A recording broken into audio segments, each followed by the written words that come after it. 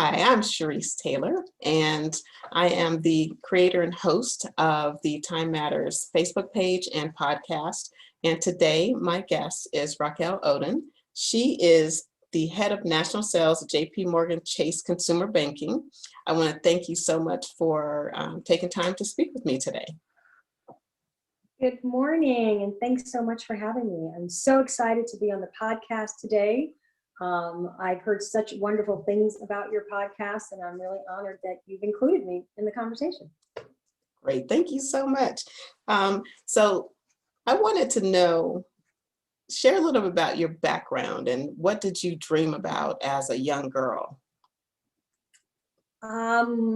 Background. So I would say I dreamed as a young girl, like most people, I'd be married with kids and have a great career. Actually thinking about and really reflecting on, I actually had the honor of knowing what that looked like. I grew up in the era of the Cosby Show. And so I saw, what a strong Black family, a lawyer and a doctor and your kids, and they are one family unit. So it's amazing when you can model what you think it can be. And I would have to say, I was that Cosby Kid era. I have to agree with you. Love that. I'm from that same era. How did you come about the field that you're in?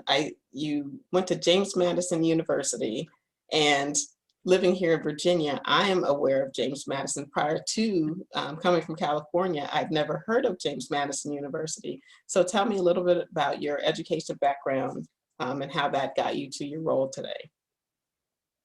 So true. So one, I should share, both my parents are immigrants to this country. So I'm first generation. And my dad was so focused on good schools with good value. Mm-hmm. And he selected James Madison University for me. And I'd have to tell you, being born and raised in New York City my whole life, I had actually never even left New York. And to realize James Madison was in Shenandoah Valley, I always talk about diversity. One, getting different perspectives. Yes. And also meeting some of the greatest people in my life. I met my best friend at James Madison. I had the opportunity to pledge the sorority of my life, Alpha Kappa Alpha at James Madison. And I met my husband at James Madison. So for me, and you'll also know, I believe life is purpose. And I was meant to be there. Mm-hmm. Then I also had the honor to go to an HBCU for my MBA, which is also very unusual. So I went to state school undergrad, and then I went to Hampton University to get my MBA. And so, and that in itself was just another amazing experience of being a historically Black college and really being around what I consider second degree seekers, as we all were at that point getting our MBA. And thinking about the business world and being at one of the top HBCUs, which was just also unbelievable. Right. And so it's interesting because when I talk to students, and the ability to stretch and branch outside of your comfort zone is so important. And so for you to leave New York and go to Virginia and then get your MBA at an HBCU, also in Virginia, I mean, that's a big deal. So that says a lot about you too as a person and your willingness to try new things. You mentioned your sorority. We are members of the same sorority, Alpha Kappa Alpha Sorority Incorporated. And so that's, that sisterhood that we have that is international. So that's something else that students could look at, as they try new things and know that they can have a group of people wherever they go. So speaking of colleges, were you, in addition to the sorority, were there any other organizations that you were a part of as the undergraduate or graduate programs? Yes, I think you could see with my undergraduate degree, I was a political science major. So I was part of student government. I had a belief that I was either going to be in politics or I was going to be an attorney. I mean, obviously that did not happen, but that was my belief. And so I was very engaged in student government. And then I think partly what I also say, the exposure of life, right? You know, doing things differently is also, whether it's internships or your engagement with your time, you know, that's for you to feel out, is that really what you ultimately want to do? And not be disappointed if after getting into it, that it isn't what you thought it would be, because it allows you to then either retool or rethink as you experienced it. So I would tell you, student government for me, I enjoyed it. And I have to tell you, what I did learn with that was the fact that when you go for politics, it really isn't about who's the best person. It was also about you having to understand how to influence and bring people along with you. And so what I would tell you is, the good news is I still took that with me into the business world, right? Influencing and making sure people are on the journey with you and taking the time to bring them along. I think sometimes in business we forget that. And so I actually see the benefit of having a very different background that allowed me to apply in a business sense, which was not the norm when I got to the industry that I ended up in. And so how did you end up in the banking industry? I always say, at Hampton University, I went to something called the National Black MBA Conference. And so I always remind people, you know, really take advantage of, you know, those conferences. It allows you to see multiple companies at different times. And I interviewed for consulting, I interviewed for product management, I interviewed for financial services, and I interviewed for General Mills, you know, becoming a product manager. And what I would have to say is, in all of the interviews, I knew the one that I just felt the most comfortable with. Like, I realized, you know, at the end of that conference, I was like, I want to work on Wall Street.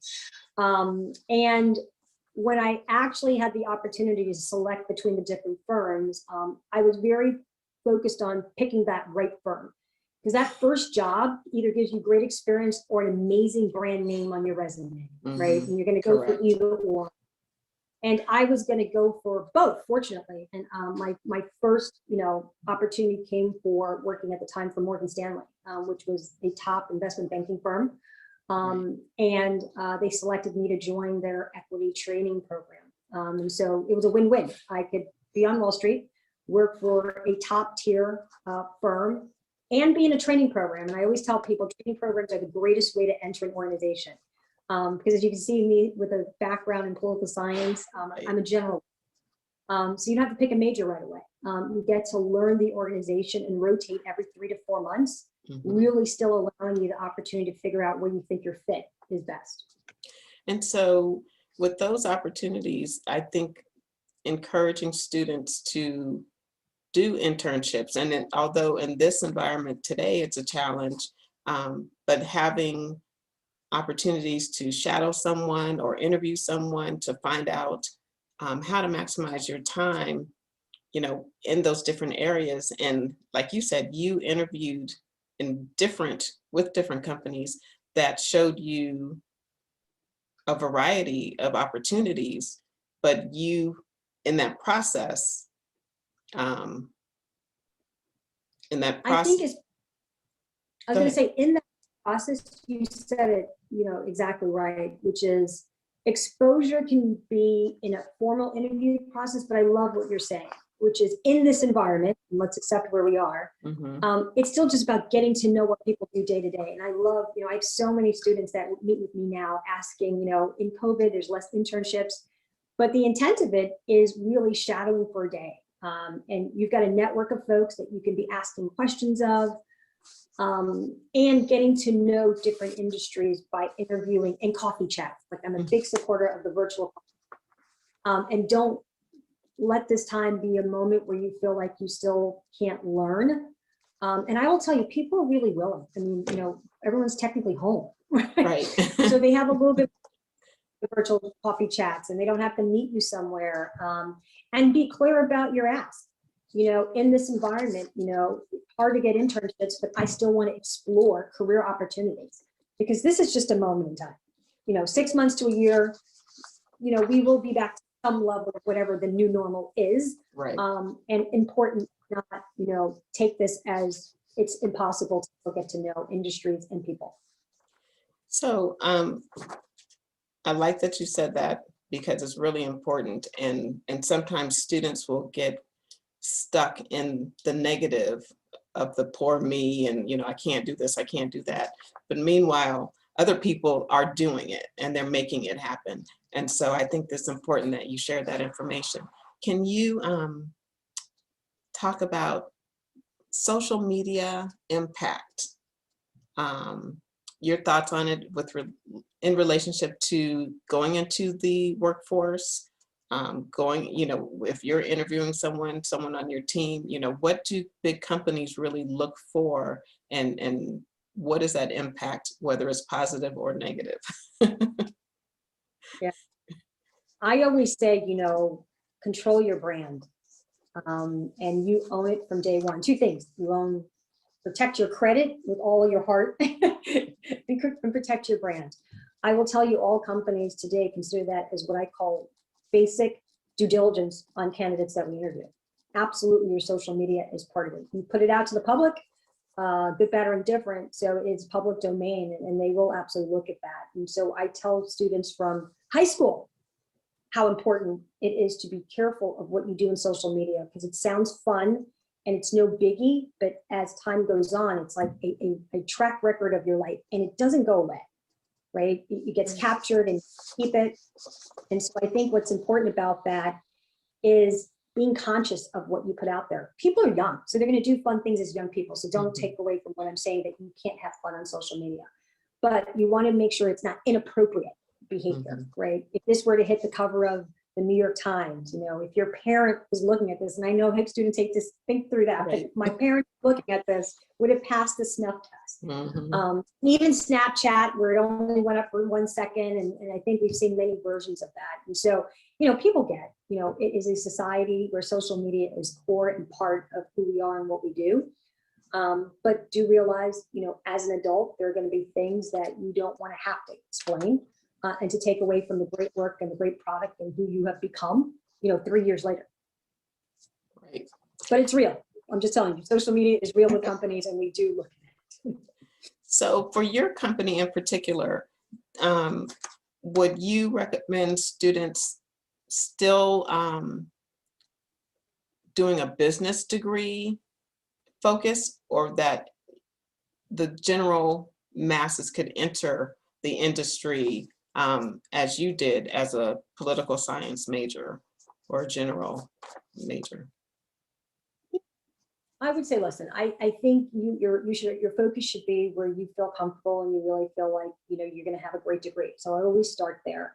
I would tell you, we look for diverse backgrounds. Like, we do not want all finance majors. That would be like a terrible place. Like, if everybody was a finance major, whether you're political science or you're a history major, you're a Spanish major, you're a chemist, you're an engineer, you are finance, you're econ. All of the above works. I think what we look for is really your ability to have, leadership skills, your ability to influence, your ability to have resilience, your ability to influence. So, think of it more on skills than your degree. And we look for top performers, whatever you're doing, right? You want a top performing person, whatever that is. And your outside activities count just as much. If you got a great GPA and that's all you did, that's not going to work either. Because guess what? At work, you don't get to do one thing. It is your ability to show multitask, your ability to show leadership wherever it is. So, I actually look for the students who are like, captain of the soccer team. You were captain. You didn't just play soccer, you were the captain, which tells me you had intentionality about, leadership. Or you put on the greatest fundraiser and you focused on, those with scoliosis or Black Lives Matter, or you were leading the charge on women efforts on your campus. All of that says that you want to be part of the community, right? Because you want individuals who are not going to be also just great at a job. They're going to be good with the community and do more than just their job, because it's the whole person. That's the beauty of, when you enter the course, we get all of you, which is pretty amazing. And we're hoping the great values and what you find purposeful, you get to bring it to the organization, right? Which is. And so how do you define success? Okay. Well, I think everybody, one, I always say, what makes you wake up every day and you feel good about what you're doing. And I really mean that in the basic, most fundamental. I also say what you've put out for yourself and said you wanted to accomplish. It's not that did you accomplish the goal, you feel good that you put every effort into getting towards that goal. And it's the effort towards the goal. And then also I say when you can stand in your own self and feel good about it, you know, that's success. I mean, I know people want to be like, I got the X job, I made all this money, I did all these things. And when you read books about success, you'll discover it's none of those things. It is a self-fulfilling, sustainable feeling that makes you feel like every day I have impact and I matter. And I know it feels like a general statement, but it is the truth. And you'll see those moments when you're not feeling like you impact and have matter, and they're paying you lots of money, it's still not going to feel like success to you, I promise. Great. So I wanted to see if you really are already offered the pearls of wisdom that I think students will be able to take. I also think parents will be able to hear that and be able to better support their students during this challenging time, but it's a challenging time for everybody. And so the ability to have that resilience and to move forward and to collaborate and work together and do your part as a team is really important. And I like that you talked about the networking and, you know, finding what you enjoy and doing your best. And so those are things that Pearl said you shared that I think will benefit students and the parents and guardians that support them. So was there anything else that you want to add before we go? I think you said it best. I think Oh. every day you want to wake up and be your best self. And you define that.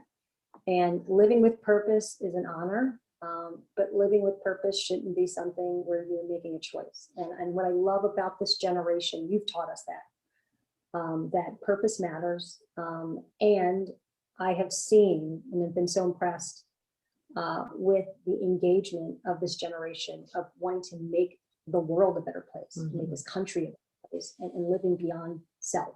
And so I'm feeling hopeful, and I'm grateful that whoever I'm going to be working for one day, you're all going to take the reins and do better and do better. I know you will. Excellent. Thank you. I always end, remember how you spend your time matters. Thank you so much for taking time to speak with me today. Thanks so much for having me.